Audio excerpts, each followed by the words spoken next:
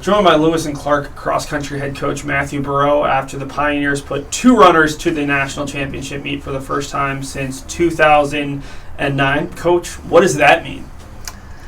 More barriers broken. Some of these kids have no clue about some of that recent history, and so everything to them is new. And for them to accomplish these things and be able to kind of set the stage for the next level of the program, it's exciting that this is their first, and then in connecting with the history of our program, it's exciting that we're recalling some of the things that have been done in this program and how we can connect to that and how we can elevate what's come before us.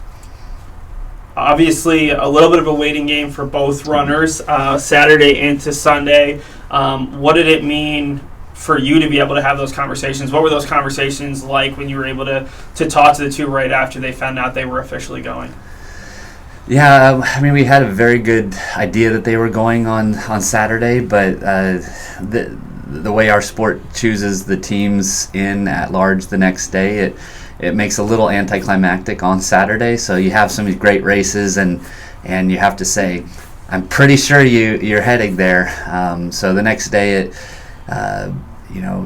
calling and saying, hey, you're in, is still an exciting call, even though it's like, okay, thanks for confirming what we believed already. So, but it's still an exciting moment, and it's a very special moment because there are not that many people who get to go. There's 400 teams, 430 teams or something in Division III. Only about 32 teams go, and then individuals from only a few more schools from each region beyond that. So it's very exclusive to be there, and I hope that they are able to enjoy and be excited by that moment. I'd like to talk about each athlete individually. Max last year was a good freshman, but certainly not your top freshman. And this year, it just seems like with every race, he's kind of had one bad race early, and then since then, he's really been on an upward trajectory. What does this mean? And did you kind of know this was coming, or has maybe this even surprised you and him a little bit with how successful he's been this second half of the season? We knew he was getting a lot better. We knew he was going to be in this kind of conversation, but he truly has elevated himself from about middle of this season on. Starting last January, when one of our other runners got injured, he kind of stepped up, and you could see a maturity just kind of come to him then. And he didn't get to finish track the way he wanted with getting sick right at the end of the season. But this summer and this early fall, I knew he was prepared to take a step forward. But about mid-year, all of a sudden, you saw just a huge confidence growth in him. And so I'd like to say I saw this coming, but he elevated the timeline of what's possible for himself. On the other side, Riley has been one of the top, if not the top distance runner since she stepped on campus, but has continued to build. What have you seen in her evolution this season?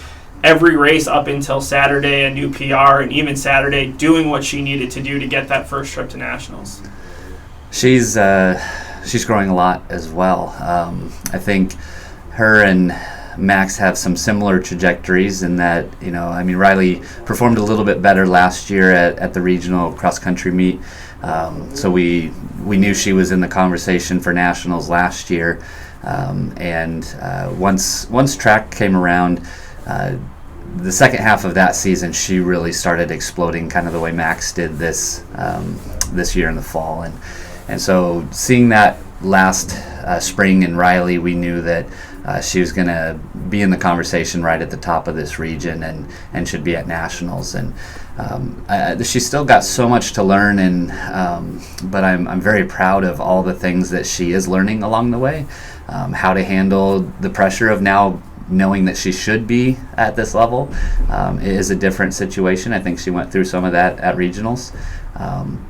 But I think that her ability to learn so quickly, highly intelligent person, as well as runner, and learning so quickly, she's putting herself in a position for some great things to come.